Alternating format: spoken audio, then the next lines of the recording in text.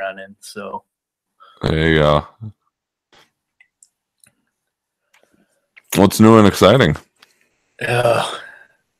Just it's been last week was Chinese New Year. Oh yeah, is that like a party? Or is that not really their thing? It's on the lunar calendar. Okay. But it's basically Monday would have been like their New Year's Eve. Okay. And then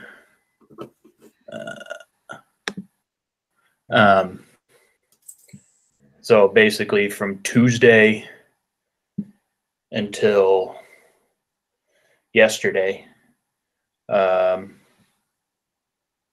would have been. You still there? Yep. Okay. Looked like you were frozen a little bit. Just very stoic over here. But basically from Tuesday until yesterday, almost everything was shut down. Oh wow. And it's like they have they're called temple festivals. Okay. But there's a bunch of them around the city of Beijing, and they're basically kind of like a street fair, kind of. Okay. Like they have it's like a carnival too, like the carnival games, and there's rides, and one of them had because since it doesn't snow much over here, they had a artificial snow area made up. I'm sure people love that. So yeah, no, it's called the Spring Festival also. Okay. Yeah, it's a big ordeal over here. Sounds like it. Definitely a fun experience for that, though. That I don't doubt that in the slightest. Haven't had to work since Monday, so. Well, there's also nothing wrong with that either. It's been stupidly cold, and it's going to keep snowing, and winter finally decided to show up. So I do miss the snow, though. Yeah, well, I can understand that. We had some flurries over here for about 2 hours, and it was like the best thing ever. That's funny. Because I also have a friend over here who's lived in. She's from Canada, but has lived in northern Canada for the last 7 years. So she's really used to the snow. Right. She saw the flurries and about died. Oh, the perspective of it all.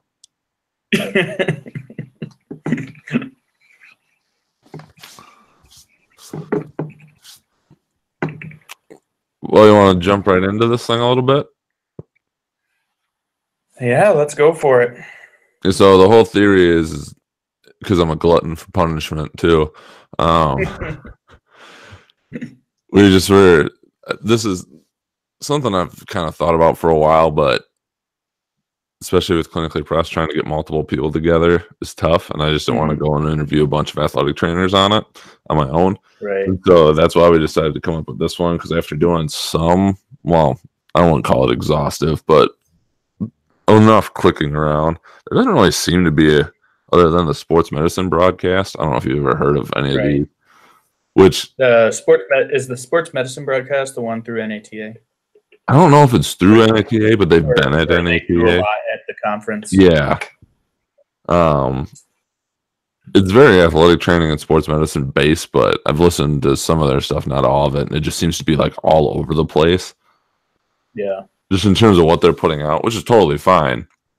So then the thought was, well, why don't we do one where kind of the theory is that we'll interview like anybody and everybody that that would like to say their piece, because how often does an athletic trainer actually get to like tell their story?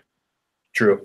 Usually if we're in the news, it's not for a good thing, or somebody saved somebody's life, which is obviously a good thing.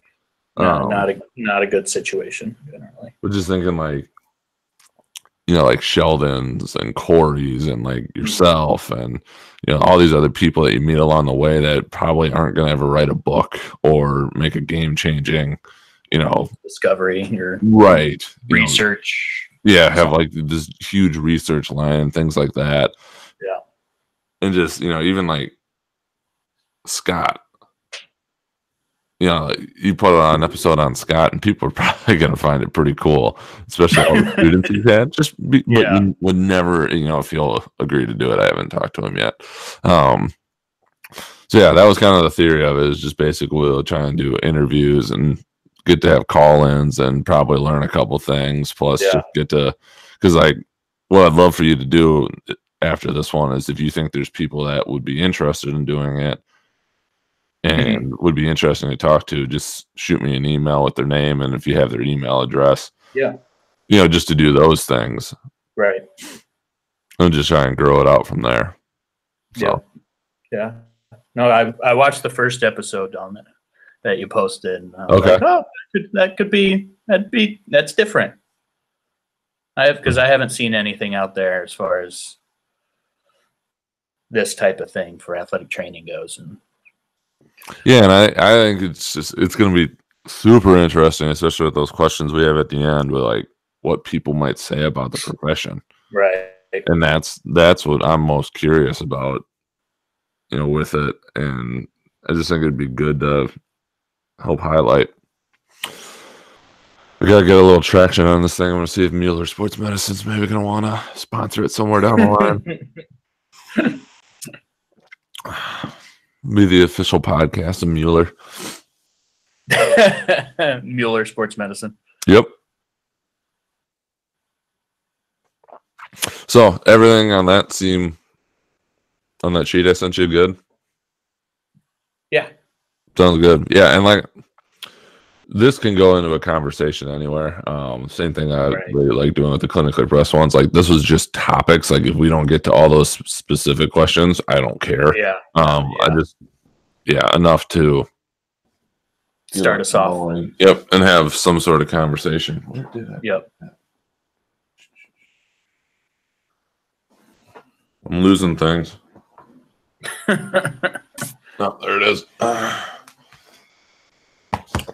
I'm overcommitted myself, which never happens. Of course not. Things and yeah, I think I'm starting to lose it. No. So, all right, let's.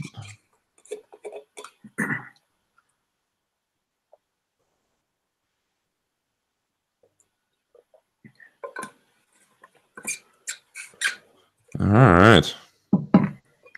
Sorry if I'm jotting anything down during. It's just because you said something interesting or something I'd like to link up to. Because we're not going to do full show notes. We're just going to put like major links of things that were referenced. So it's just me trying to remember, so I don't have to rewatch the entire episode. So, all right, you ready to go? So I'll just do an intro and just talk about how I know you, and then probably let you do some more, like just kind of be like your background, and then we'll just kind of go into it. Sounds good. All right.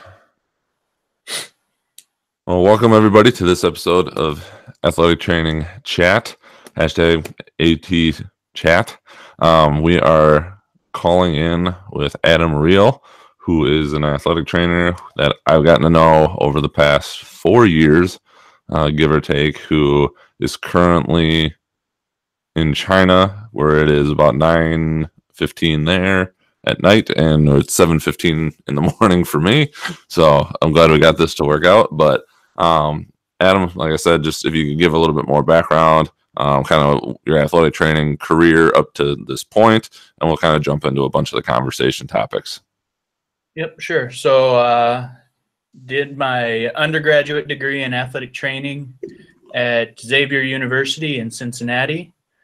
I have a graduate degree in kinesiology from Bowling Green State University.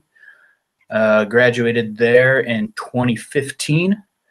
and then headed up to Wisconsin, to University of Wisconsin La Crosse, where I was at for 3 years before moving over to China this past May, end of May.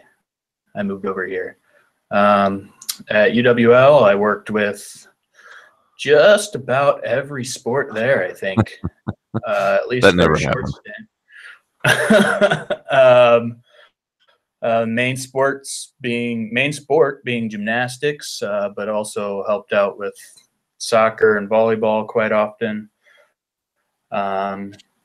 Then over here in China, I'm stationed out of Beijing, working with the national fencing team.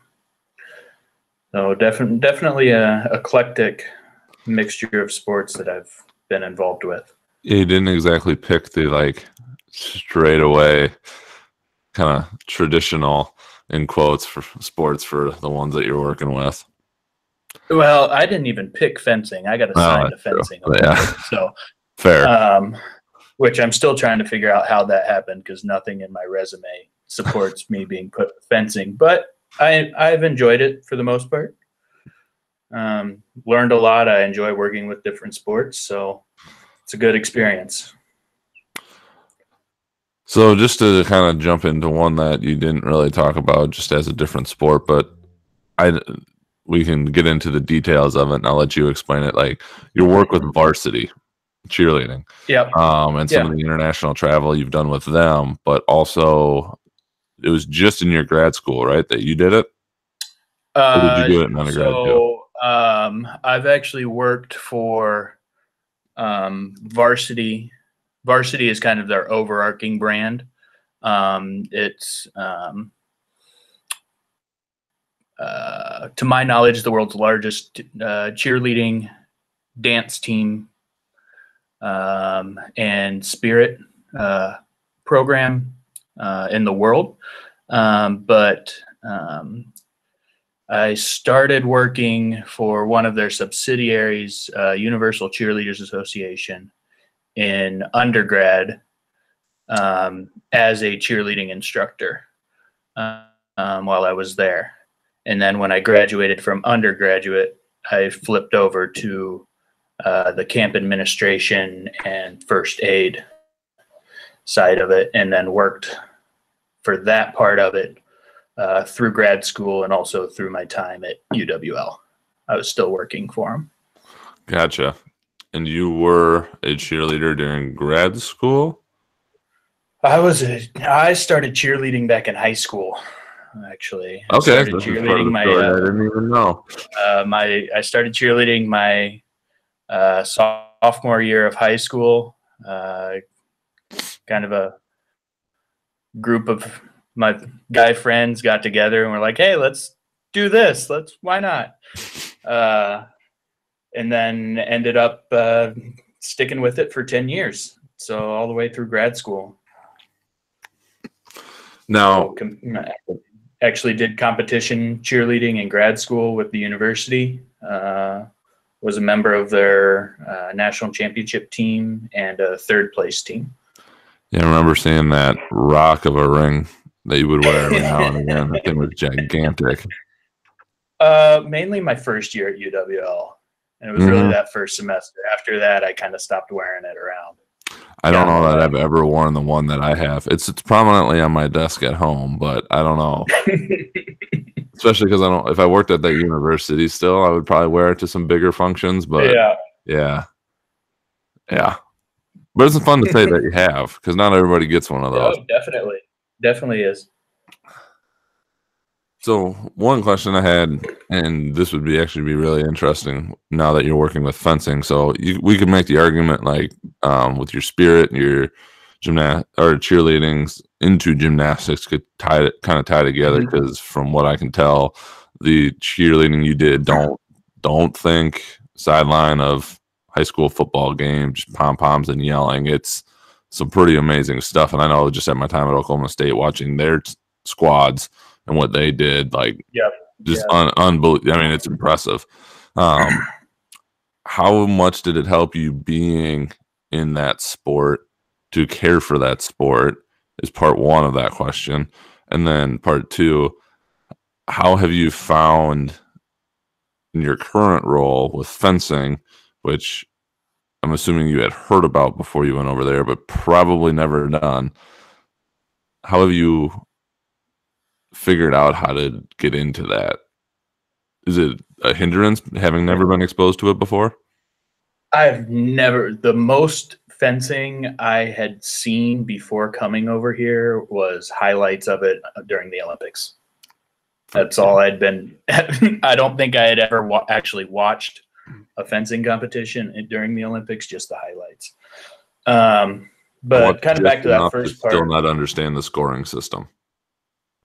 Yeah. Right. So the first part of that question, it definitely helped having experience within the sport to be able to treat it. The role with varsity is a little interesting. We're not technically hired as athletic trainers. We're hired as first aiders. Gotcha.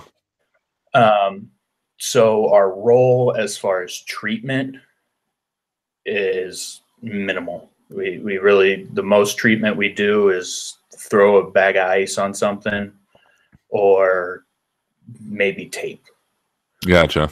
Our role there, if we're a certified athletic trainer, is to, if somebody comes over, say they got landed on, we can do a quick concussion assessment. If we think it's a concussion, then they're done until they get cleared for by a doctor. Or if it's, we can suggest they go get x-rays if we think they need it, but we can't technically withhold anybody from participating in the camp. Gotcha. So as far as the treatment of an injury goes, it wasn't really necessary for me to have experience in the sport. Now, when it comes to communicating with the cheerleaders, it definitely helps. Being able to get a very thorough history about what exactly happened, and being able to communicate in a way that they would understand. Kind of transitioning that into gymnastics, I already knew a lot of the biomechanics, because things are a little similar, mainly with the floor routines. Mm-hmm. But also just kind of knowing the terminology in cheerleading as far as like the tumbling part goes is all about how many flips and how many twists you do. Well, in gymnastics, they take that a step further and give it names. So I was still able to communicate based on the number of flips and twists they were doing. Gotcha.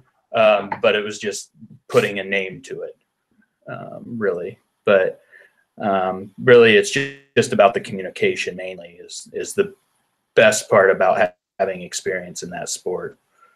Kind of being able to communicate with the athletes better, and understanding where what exactly happened to them. Into the second part of that question with fencing, I actually didn't know I was going to be put with fencing until about the second day I was over here. We were going through our orientation process, and my supervisor calls me, goes, "Hey, can we have this meeting?" Sure, meet with him. He goes, "So I've been looking at your resume, and I think we'll put you with fencing." Okay, let's do it. Sure, why not? Right. And then the next day, I moved about 5 miles away from where I was to kind of the outer rim of Beijing, to work with the fencing training base. So, but as far as getting into the sport, because I had seen the sport, so it wasn't completely new to me. But as far as what I was even looking at, it took me about a week before I was really kind of comfortable with what the different weapons were, because there's 3 different weapons within fencing: foil, epee, and saber. Okay. Each weapon is scored differently. The techniques are different. There's a lot of differences between each one. And I'm still learning all of them. And that's after being over here for 7 months, 8 months, 7, 8, something like that. I lose track of time. Right. But I definitely think that having a wide range of experience as far as sports coverage goes definitely gives me an advantage when coming into a sport that I've never had experience with, because I can kind of draw on, hey, this part of this sport is kind of like this is kind of like this. And so it definitely gives me a little bit of an advantage.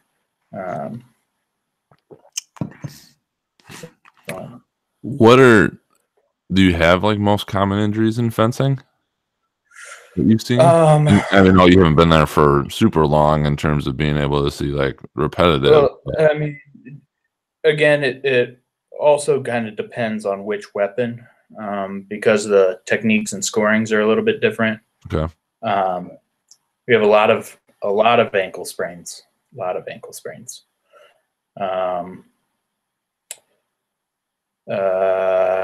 We've had two ACL tears. We have some kind of lateral epicondylitis. Okay, I could see that from holding the implement. Foil and epee use a lot of wrist movement. Okay. So that puts a lot of stress there. But yeah, I mean, knees, hips, backs, they're constantly in a squatted position for training and competition. So definitely knees, hips, and backs are pretty common too. Gotcha. Well, we can continue on with some more stuff with China, since we've already kind of opened that one.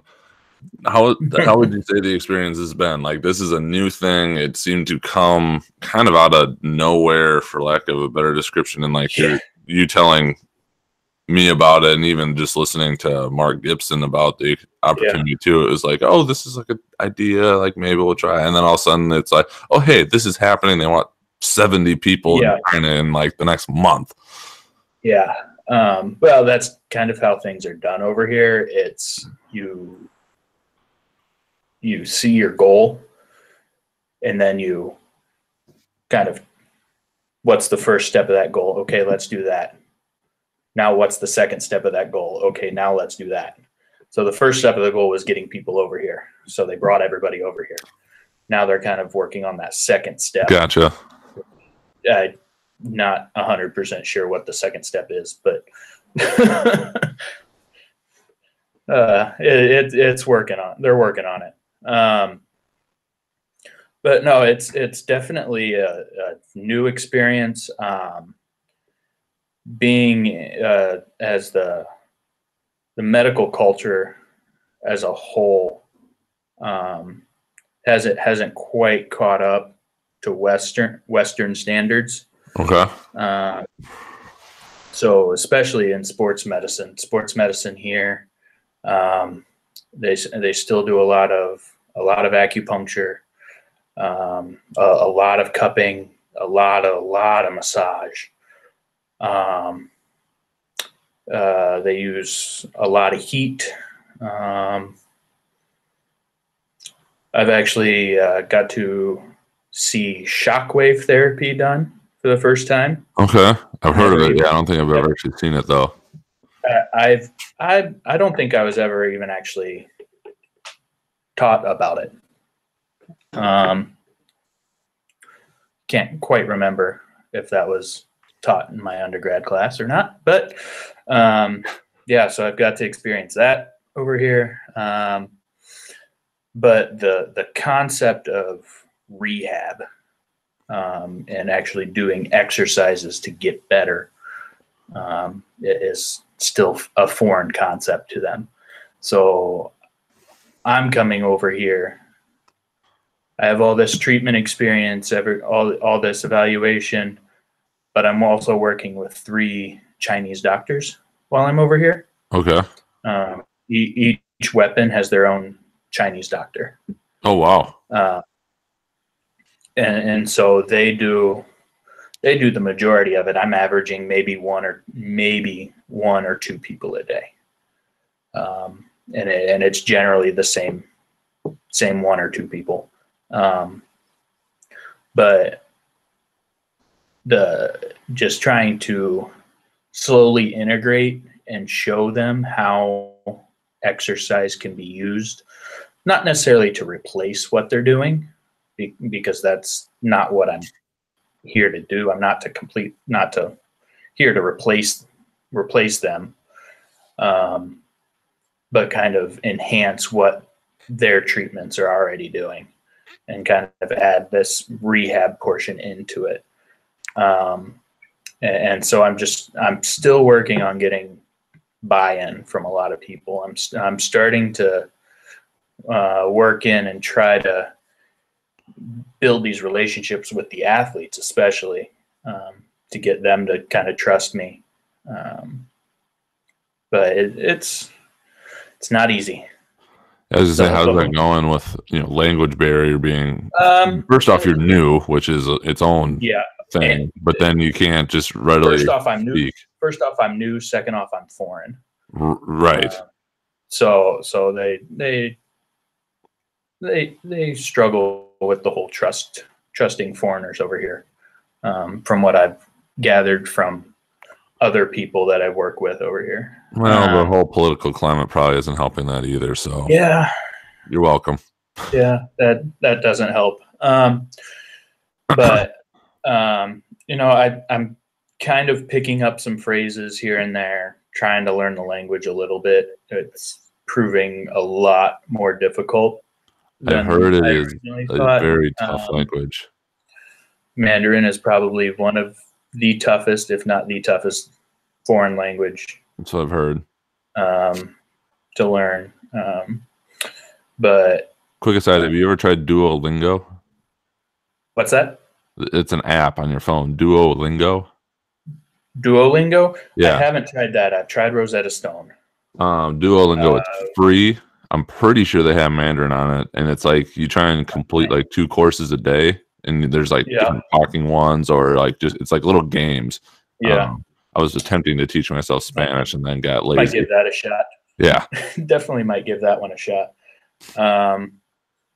But it's their education over here, they're required to take, I think it's like 4 to 6 years of English.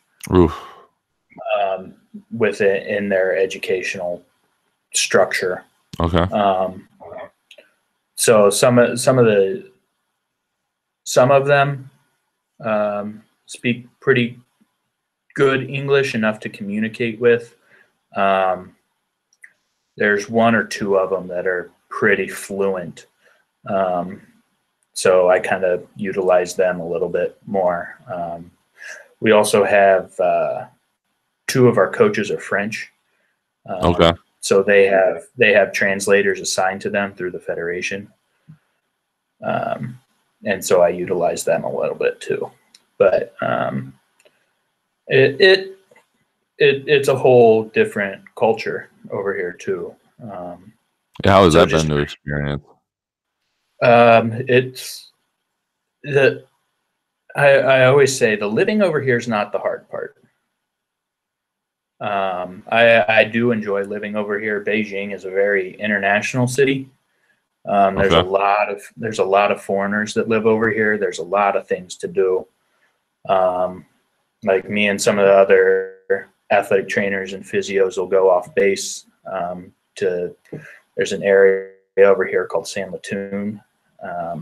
It's a very big international area, and they've got international restaurants over there. So whenever we go off base, we don't even have to eat Chinese food because we get enough of that when we're on base.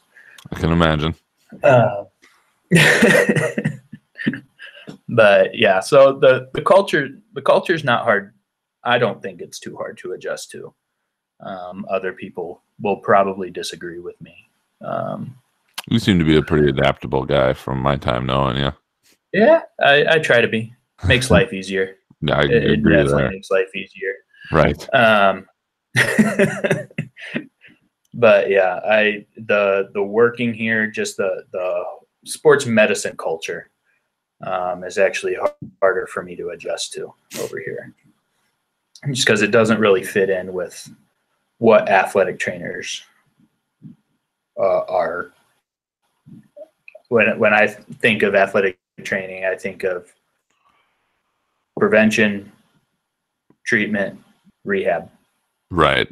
Like, and all three of those, treatment is already taken care of a lot over here by the Chinese doctors with their techniques, and the prevention they don't like white tape over here. They love their kinesio tape. I've heard this story so many times. Man, do they love their K-tape. K-tape is actually cheaper over here. Their brand of K-tape is actually cheaper over here than it is in the States.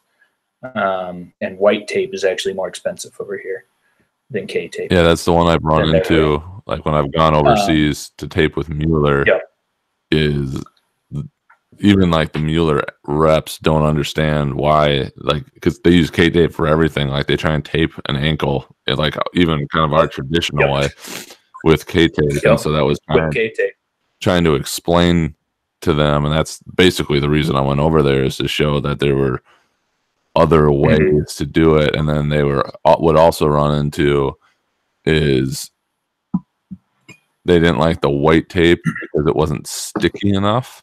And they would rather go with, like, for lack of a better description, like a Leuco tape that had so much tact to it, which I could never imagine taping an ankle in Leuco tape. I would hate myself trying to do it. Yeah. So that was the other one, is like having me demonstrate and show that you could get a good benefit from using something else. And so, yeah, it was really interesting. But yeah, I've taped a couple of them with white tape, and all they said was too tight. I'm like, all right. I literally just laid it down with no tension. Yeah. Not that tight. But if I were to tape one of the gymnasts at UWL like that, they'd be like, make it tighter. Right. Yeah. And so I've had to adjust to that. But yeah, so and then the rehab portion of it, where I'm still trying to get my foot in the door.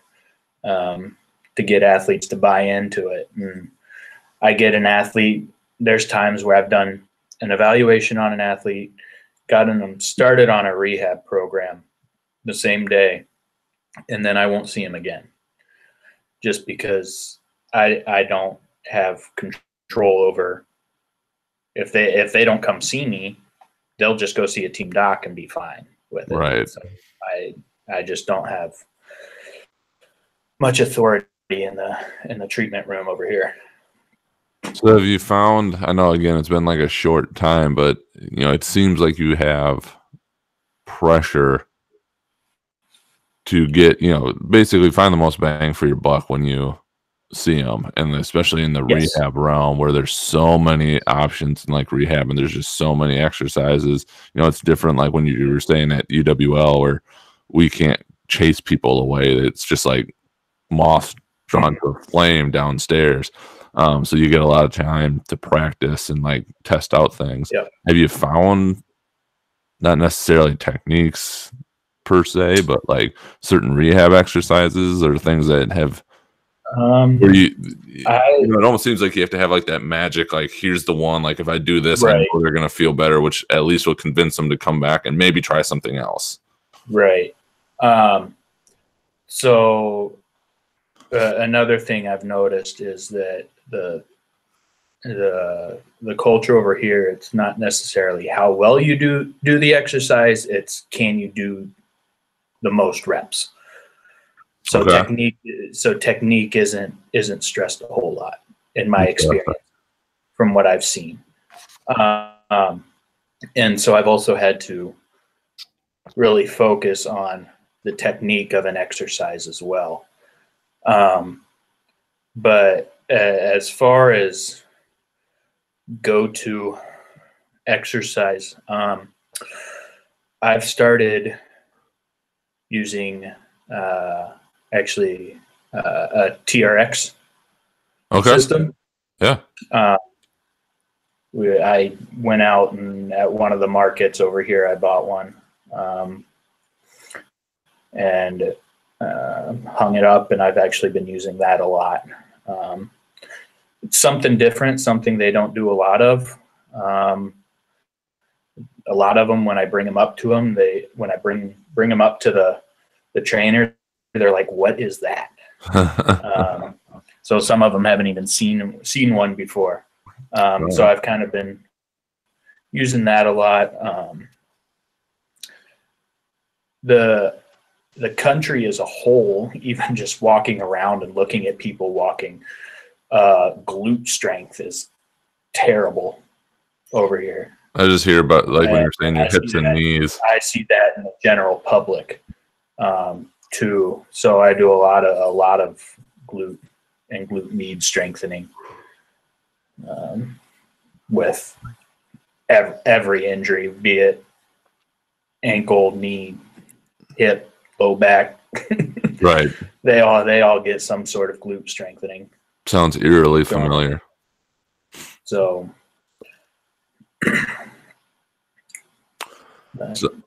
if you could go back now to when you first got there, and from what you've gained over your 7 or 8 months, what would you tell yourself? Like, are there things that you could improve, that you would improve, not necessarily you personally, but just in general, to help like maximize your time over there? Started learning Mandarin a little earlier.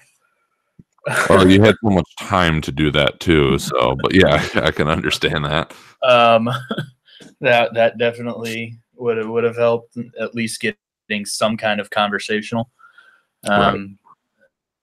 And so I can at least talk to them a little bit, even if it's not about an injury or whatever. Just being able to communicate with them definitely helps. I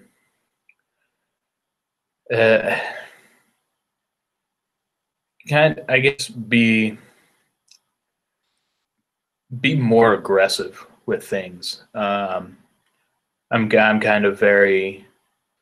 I took on the idea of come over here, kind of observe a little bit, see what they're doing, and then try to incorporate what I'm good at, right, into what they're already doing.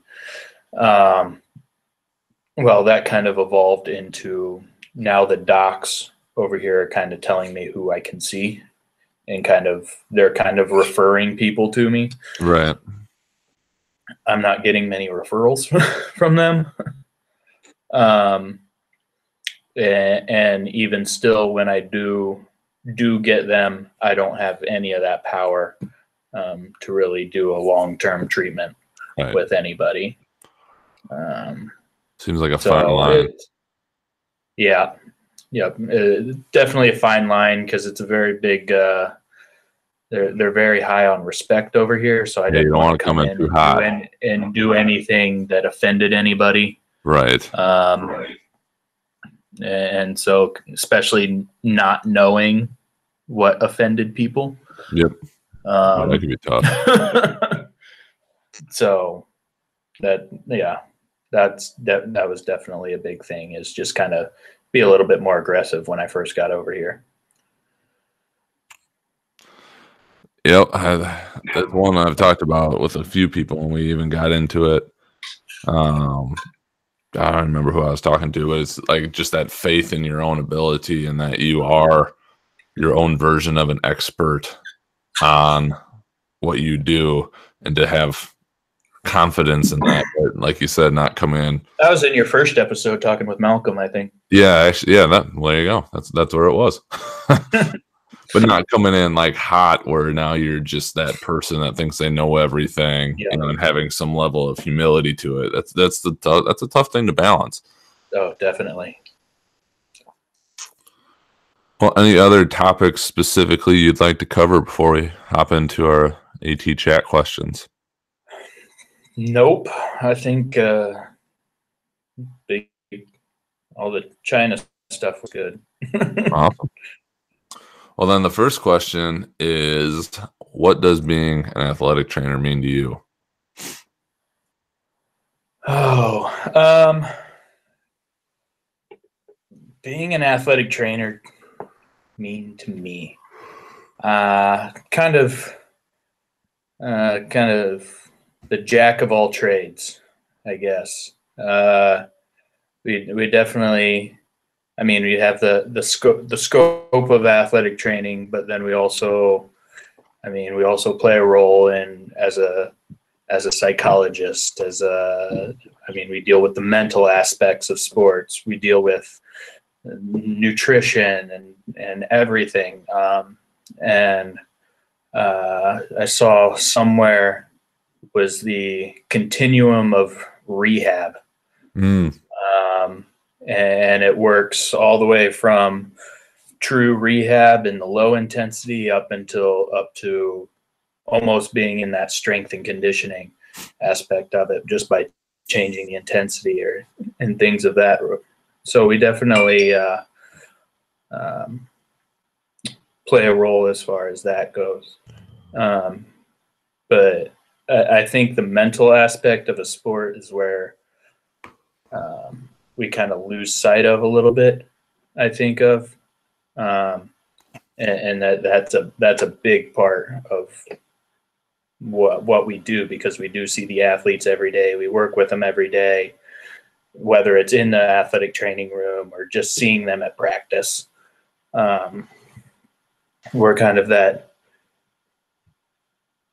person that they can go to, and I mean, they can't necessarily go to their coach for everything, or not necessarily a teammate. But we're kind of there, and we're always there to listen. So I think that's a big part of what we do that kind of gets lost in the shuffle. For sure. No, I couldn't agree more with some of those statements. Where do you see the athletic training profession going in the next 5 to 10 years? So I definitely think as far as internationally goes, I definitely think there's a big push for athletic training to go international, especially with my experiences over here. I know of athletic training, some people, with summer league baseball and stuff like that, working in the Dominican Republic and kind of the Central American countries. But I think there's a big push for that, and I think we'll slowly start working our way to more than just a truly American profession. I think that's that kind of goes along with the progression to a master's degree as well, because I think as the profession gets that higher level of degree, the international community will kind of accept it a little bit more as well. For sure. Yeah, it's been interesting. Mark Gibson's been busy on the international trail again, and some of the things he's got coming, he's mentioned and coming up. There's definitely notice being taken. Yeah. What advice would you give yourself as a young athletic trainer? And maybe just you can set when you would go back and give that advice. Is it undergrad? Is it grad school? Exactly. I would go all the way back. I would go all the way back to undergrad. Definitely kind of don't pass up opportunities. just because you think you need to have a summer job or something like that. I passed up many an opportunity in undergrad. I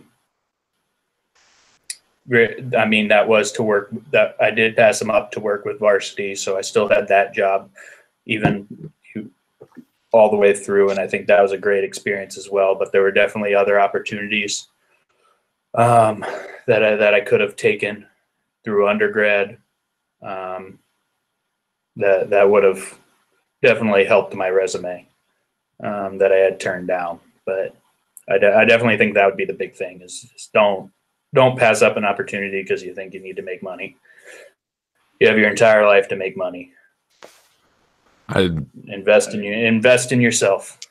I have echoed that one, and at the same time, very much been like, I get it. It sucks to not have any money. Oh, yeah. But yeah. You'll thank me later. Yep. What has been the most influential resource that you have found throughout your career thus far? Or resources? Yeah. I know everybody says preceptors, and that was one of them. But I'm actually a big fan of, it's not just one, but I read a lot of books written by coaches.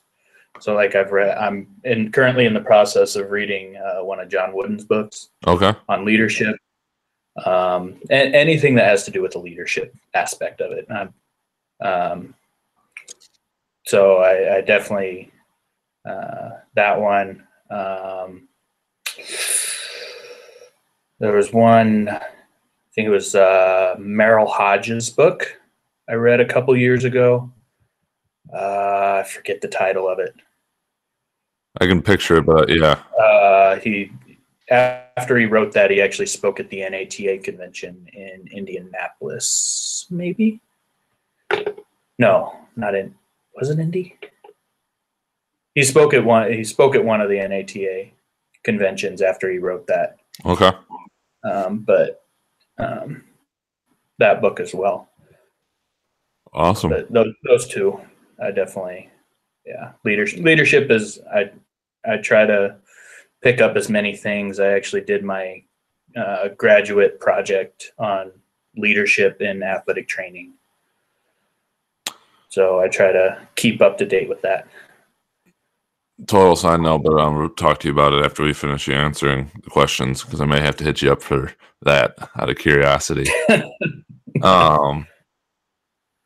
Last question. If you could change or eliminate one thing, could be modality, common practice, mindset, so on and so forth, in the field of athletic training, what would it be and why?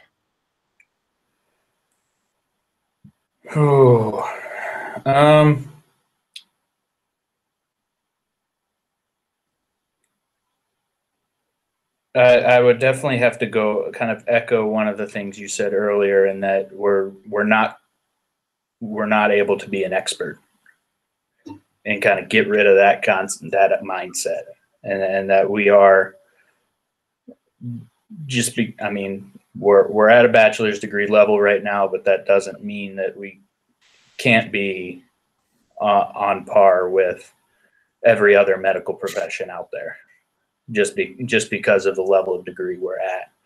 I mean, just we do all the continuing education, we put in the hours in the clinic.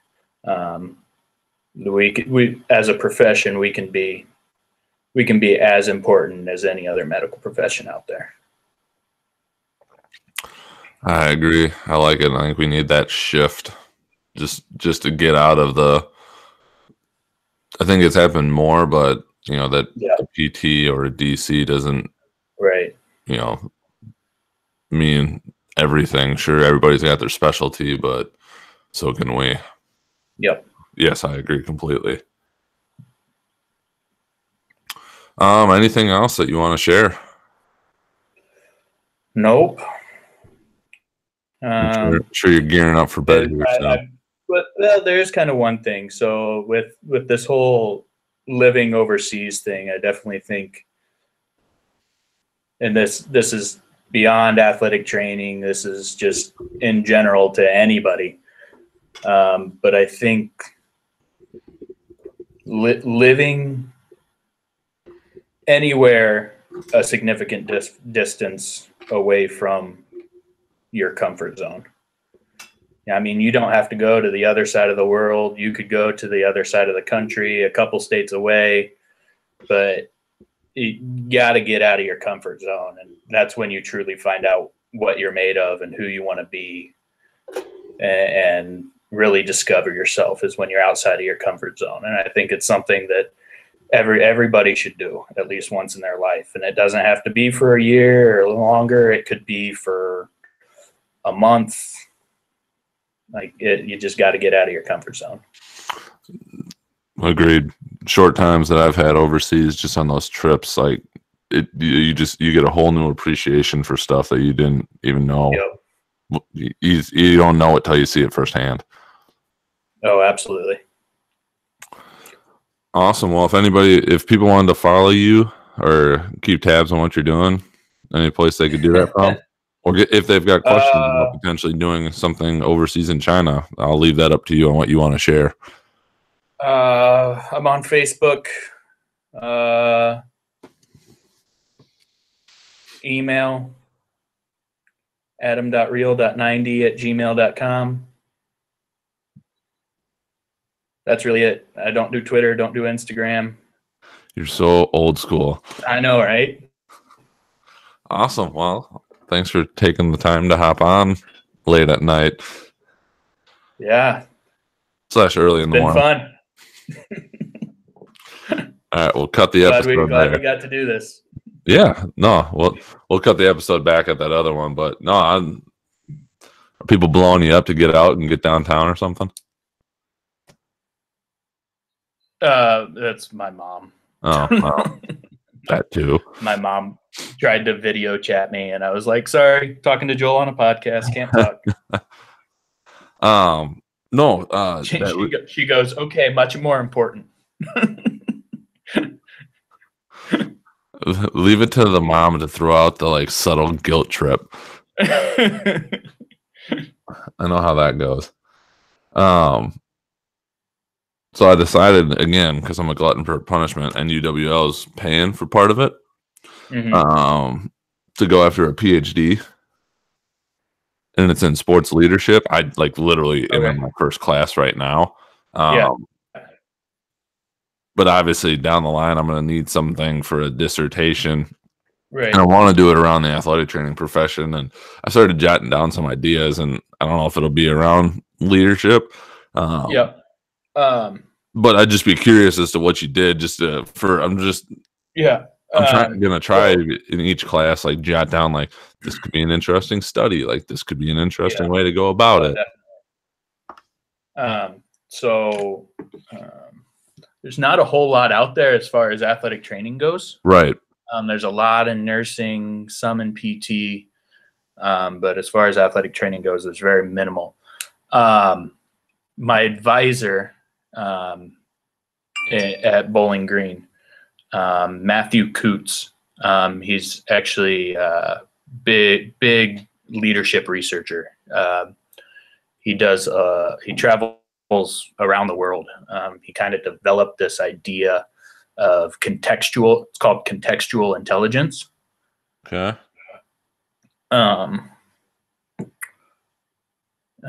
But he did his doctoral dissertation on leadership and athletic training.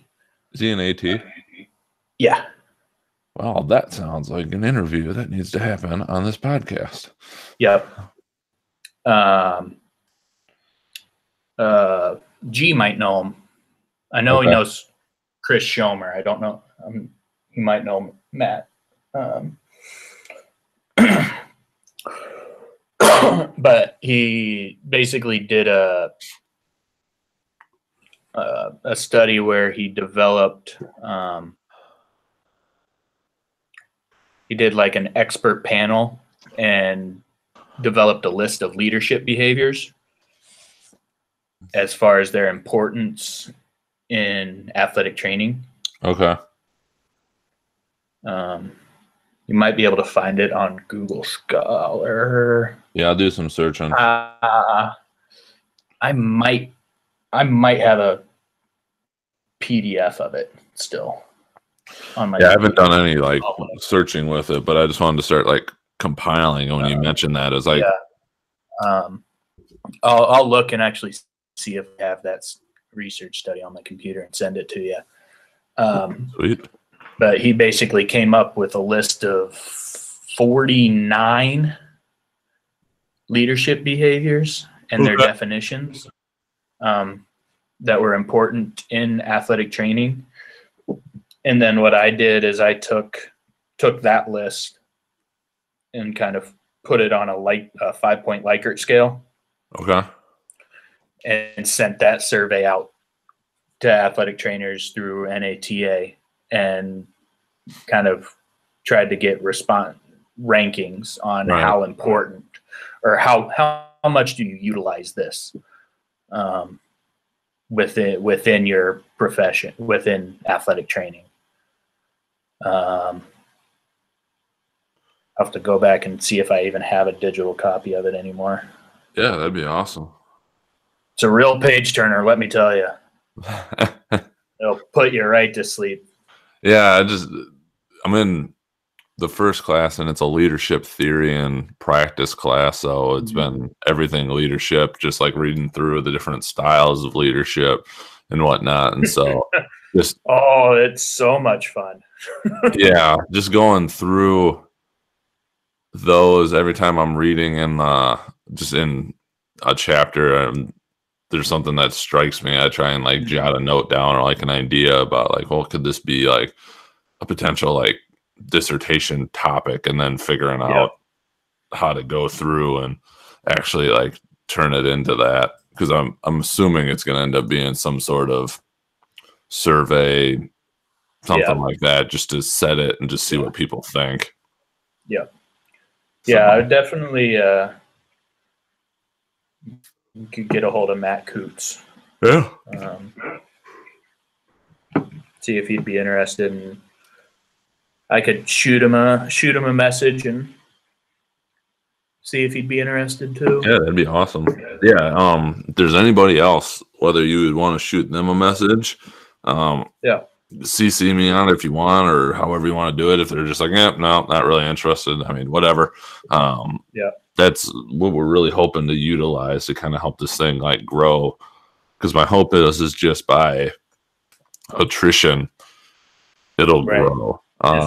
You know, like asking you, like when we get yours out, which I think we're going to probably release the one that we did on CP with Dr. Kyle and I, just the collaboration one.